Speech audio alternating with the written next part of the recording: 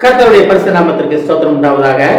இன்றைய ஜீவ வார்த்தை நிகழ்ச்சியை கேட்டுக்கொண்டிருக்கும் அனைவரையும் கர்த்தருடைய பரிசுத்த நாமத்தினால் வாழ்த்துகிறேன், ஆசீர்வதிக்கிறேன். இன்றைய தின தியானத்திற்கு தேவன் கொடுத்த வேத பகுதி, அது சங்கீத புஸ்தகம், அதில் 52ஆம் சங்கீதம், அதில் 4ஆம் வசனம். சங்கீதம் 52:4. தேவனை முன்னிட்டு அவருடைய வார்த்தையை புகழ்வேன், தேவனை நம்பியிருக்கிறேன், நான் பயப்படேன். மாம்சமானவன் எனக்கு என்ன செய்வான்? சங்கீத புஸ்தகத்தில் முன்பகுதி மட்டும் நான் எடுத்திருக்கேன். தேவனை முன்னிட்டு அவர் வார்த்தைகளை புகழ்வேன், தேவனை நம்பி இருக்கிறேன். அப்ப நம்ம நம்பிக்கை எங்கே இருக்கிறது? தேவன் மேல இருக்கிறதா, உலகத்தின் மேல இருக்கிறதா? நம்ம உலகத்துக்குள்ள தான் வாசம் பண்ணிக்கிறோம். உலக மனிதர்கள் உதவி தான் நமக்கு தேவை. ஆனா அந்த மனிதர்கள் தேவனால் அனுப்பப்பட்ட மனிதர்களாக இருக்க வேண்டும். அதை நம்ம கண்டுபிடிக்க வேண்டும். அதை எப்படி கண்டுபிடிக்க முடியும்? நம்ம தேவனோட உள்ள உறவுகளை நம்ம பலப்படும் பொழுது தேவன் அனுப்பும் மனிதர்களோட உதவியும் நமக்கு தெரியும். தேவனுக்காக காத்திருக்கும் பொழுது தெரியும். பவுல நம்ம தமஸ்கு பட்டணம் போகும்போது தேவன் தொட்டு அவர்கிட்ட தேவன் என்ன சொன்னாரு? உன்னை ஒரு மனுஷன் அனனியான்னு ஒருத்தர் வருவாரு, உன்னை தொடுவாரு, உன்னை குணப்படுத்துவான்னு இங்கே சொன்னாரு. அதே மாதிரி அனனியாட்டையும் சொன்னார், நீ போய் அவனை தொட்டு பலப்படுத்து, அவன் உன்னை ஜபம் பண்ணி கொண்டிருக்கிறான், என்னை நோக்கி ஜபம் வெட்டி கொண்டிருக்கிறான். அதே போல நம்மகிட்டையும் சொல்லுவாரு, அவங்ககிட்டையும் சொல்லுவாரு. இது ரெண்டு விதமாக தேவன் நடக்கிற தேவன். அப்ப நம்ம தேவனை புகழ வேண்டும்.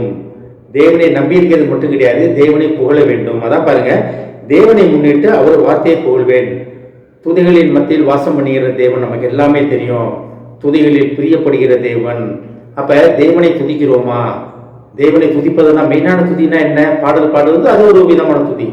கர்த்தர் எனக்கா யாவையும் செய்து முடித்தார், கர்த்தர் என் வாழ்க்கையில் எதிர்த்து பாதுகாத்தார், என்னை இக்கட்டுகளிலிருந்து பாதுகாத்தார், ஆக்சிடென்ட்லேருந்து பாதுகாத்தார், நோயிலிருந்து பாதுகாத்தார், ஒரு நல்ல வேலையை கொடுத்தார், நல்ல பிள்ளைகள் கொடுத்தார், நல்ல மனைவி கொடுத்தார், நல்ல அப்பா அம்மா கொடுத்தார், நல்ல குடும்பம் கொடுத்திருக்கிறார், நல்ல சூழ்நிலை கொடுத்துருக்காரு, அக்கம் பக்கத்தில் இருக்கவங்களாம் நல்லவங்களா கொடுத்துருக்கார், எனக்கு போரிடமெல்லாம் நண்பர்கள் நல்ல நண்பர்களாக கொடுத்துருக்கார். இதுதான் தேவனை துதிக்கும் துதி, உண்மையான துதி. அதுதான் கர்த்தர் நமக்கு செய்த நன்மைகளை நினைத்து அது வாயினால் அறிக்கையிடுவது தான் உண்மையான துதி. தேவனை துதிப்பது இதுதான் உண்மையான துதி.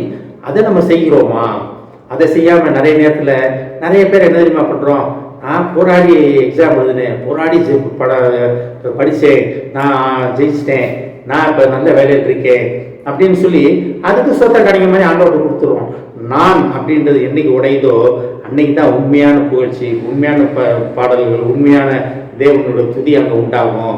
நான் இருக்கிற வரைக்கும் உண்மையான துதி உண்டாகாது. இதை கேட்டுக்கொண்டு தேவ பிள்ளைகளே, தேவனை துதிப்பதற்காக நம்ம படைக்கப்பட்டிருக்கிறோம். இந்த ஜனத்தை எனக்கென்று ஏற்படுத்தினேன், இவர்கள் என் துதியை சொல்லி வருவார்கள். ஏசாயால பார்க்குறோம் நம்ம. அப்ப தேவனை துதிப்பது நம்ம மேல் உள்ள ஒரு கடமை. அதை நம்ம ஒழுங்காக நிறைவேற்றுகிறோமா? இதை கேட்டுக்கொண்டு தேவ பிள்ளைகளே, ரொம்ப அழகான சங்கீதக்காரர் சொல்றாரு பாருங்க, தேவனை முன்னிட்டு அவருடைய வார்த்தையை புகழுவேன். வார்த்தையை புகழுவேன்னா என்ன? உங்களுக்கு சொன்ன தீர்க்க தரிசனமான வார்த்தைகள், உங்களுக்கு சொன்ன ஆறுதலான வார்த்தைகள். அப்ப தேவனை முன்னிட்டு அவர் வார்த்தையை புகழுவேன், தேவனை நம்பி இருக்கிறேன், நான் பயப்படேன். தேவனை நம்ம பட்சத்தில் இருக்கும்போது நம்ம எதுக்காக பயப்பட வேண்டும்? இன்றைய தினம் ஒரு முடிவு எடுப்போம். நான் தேவனுக்கு துதி செலுத்துவேன், தேவன் செய்த காரியங்கள் அனைத்தையும் சாட்சியாக பகிர்ந்து கொள்வேன். எனக்கு எவ்வளோ டைம் கிடைக்குதோ, எப்பப்பெல்லாம் வாய்ப்புகள் கிடைக்குதோ அப்பெல்லாம் தேவன் எனக்கு நன்மை செய்ததை நம்ம பக்கத்தில் இருக்கவங்கள்ட்ட சொல்லுவோம், உடன்படுறவங்கள்ட்ட சொல்லுவோம். எங்கெங்கெல்லாம் வாய்ப்பு கிடைக்குதோ அங்கெங்கெல்லாம் தேவனை துதிப்பேன் அப்படின்னு சொல்லி ஒரு முடிவு எடுப்போம். கர்த்தர் அந்த முடிவை கனப்படுத்துவதற்கு அவளுடன் காத்து கொண்டிருக்கிறார். ஆமென். ஜெபிப்போம். எங்களை அதிகமான அன்பின் பரலோக பிதாவே, உம்மை புகழுவதற்காகவும் உண்மை நம்பி இருப்பதற்காகவும் நீர் எங்களை அழைப்பதற்காக நன்றி ஆண்டவரே. இந்த காரியங்கள் நடக்கும் பொழுது நாங்கள் வாழ்க்கையில எதற்கும் பயப்பட மாட்டோம் என்பதை உணர்ந்து கொண்டோம் ஆண்டவரே. ஏஸ்தாவனே, நீர் எங்களுடன் இருந்து எங்களை வழி நடத்தும் பொழுது நாங்கள் எதற்கும் பயப்பட தேவையில்லை என்பதை புரிந்து கொண்டோம் ஆண்டவரே.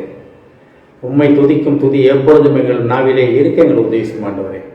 நாங்கள் எப்பொழுதும் உண்மை துதித்து உண்மை புகழும் பிள்ளைகளாக நீர் எங்களை அழைத்ததற்காக நன்றி ஆண்டவரே. அழைத்த நிலைத்திருக்க எங்களை தகுதிப்படுத்தியதற்காக நன்றி ஆண்டவரே. இதை கேட்டுக்கொண்டு ஒவ்வொருவரையும் ஆசீர்வதிக்கிறோம் அப்பா, ஒவ்வொரு குடும்பத்தையும் ஆசீர்வதிக்கிறோம் ஆண்டவரே.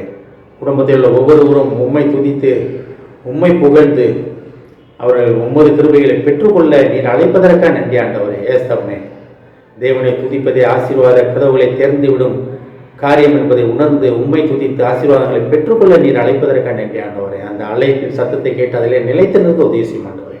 ஆசீர்வதிக்கணும் அப்பா. இயேசுவின் மூலமாக கேட்கிறேன் நல்ல பிதாவே, ஆமென். கர்த்தர் உங்களை ஆசீர்வதிப்பாராக.